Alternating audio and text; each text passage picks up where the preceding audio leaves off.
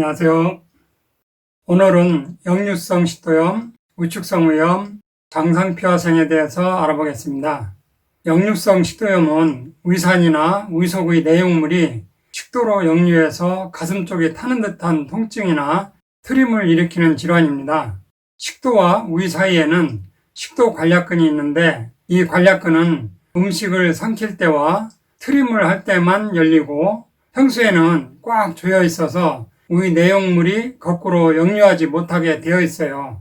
물론 건강한 사람도 일시적으로 식도 관략근이 느슨하거나 우연히 관략근이 열리면서 위액이 식도로 역류할 수는 있어요. 그렇더라도 식도 운동이 일어나서 다시 위로 내려보내기 때문에 대부분 식도염을 유발하지는 않는데 지나치게 역류가 자주 일어나면 위산과 위속 내용물이 식도점막을 자극해서 쓰리고 아픈 증상을 일으키면서 식도염을 유발하고 심하면 식도궤양, 식도협착까지 일으킬 수 있어요. 역류된 위산이 목까지 넘어와 후두염이나 천식, 만성기침을 일으킬 수도 있고요. 이러한 역류성 식도염의 원인으로는 몇 가지가 있는데 그 중에서 식도열공 헤르니아라는 것이 있어요. 이것은 쉽게 표현하면 탈장 같은 것인데요. 식도는 횡격막을 통과해서 위와 연결되는데 횡격막 관략근이 느슨해지고 약해지면서 하부식도와 위장 일부가 탈장된 것처럼 횡격막 위쪽으로 약간 삐져 올라와 있어서 역류성 식도염의 한 원인이 될 수 있고요. 두 번째 원인으로는 하부식도 관략근의 기능 이상인데요. 정상인의 경우 하부식도 관략근의 조이는 힘이 15 정도의 압력을 유지하는데 공피증 같은 평활근 질환이 있을 때는 조여주는 압력이 낮아지면서 쉽게 역류할 수 있어요.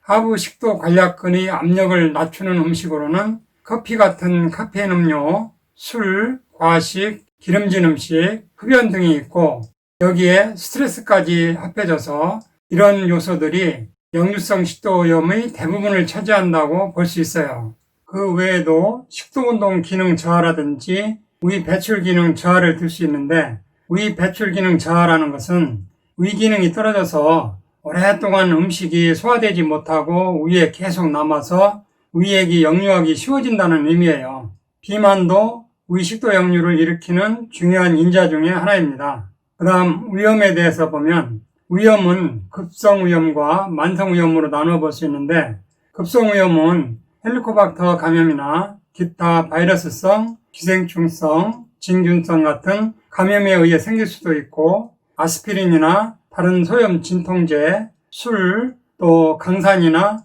양잿물 같은 강알칼리에 의해서 급성으로 위 점막에 부착된 점액층이 파괴되고 상피세포가 직접 손상된 상태를 말하는데 급성위염은 원인에 따른 적절한 조치를 하면 오히려 쉽게 완치될 수 있어요. 문제는 만성위염인데요.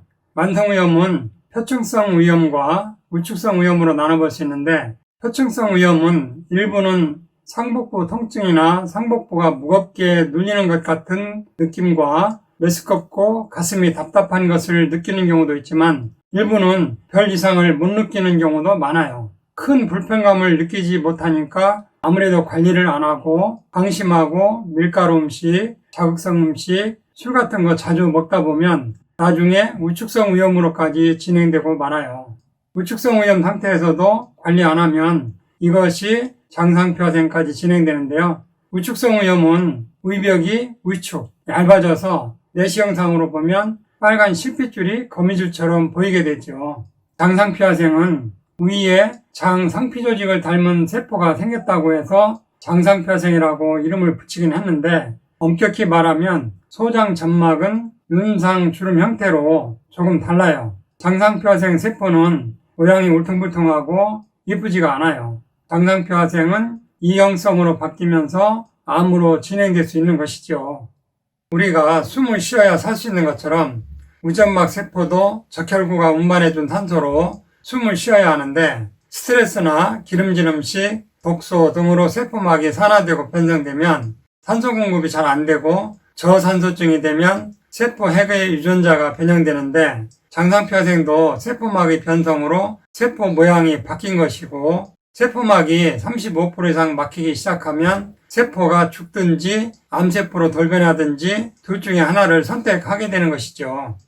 그래서 장상표화생을 암 전단계 세포라고 하는데 이것이 다 암으로 가는 것은 아니지만 한국인은 위암 발병률이 다른 암보다 상위에 있기 때문에 적극적으로 관리해 주셔야 돼요. 우축성 위염이나 장상표화생은 헐어 있는 염증 상태가 아니기 때문에 제산제나 아침 공복에 먹는 의산분비 억제제로는 치료될 수가 없고 오히려 제산제 종류를 오래 먹으면 위장 기능이 더 나빠지게 돼요. 꽃이 시들면 살충제를 칠 것이 아니라 물과 영양분을 주어야 살아나는 것처럼 우축성 위염이나 장상표화생은 제산제를 쓰는 것이 아니라 세포를 재생시키는 데 도움이 되는 한방요법과 자연의 물질을 이용한 영양분을 주면서 살살 달래줘야 완치가 가능해져요. 실제 그렇게 해서 완치되는 사례가 계속되고 있고요. 다만 회복되는 속도는 연령별 개인차가 있지만 어쨌든 꾸준히 관리해주면 암으로 진행되는 것도 미리 차단할 수 있는 장점이 있어요. 이상으로 오늘 천약사의 건강과 약 이야기는 여기서 마치겠습니다. 감사합니다.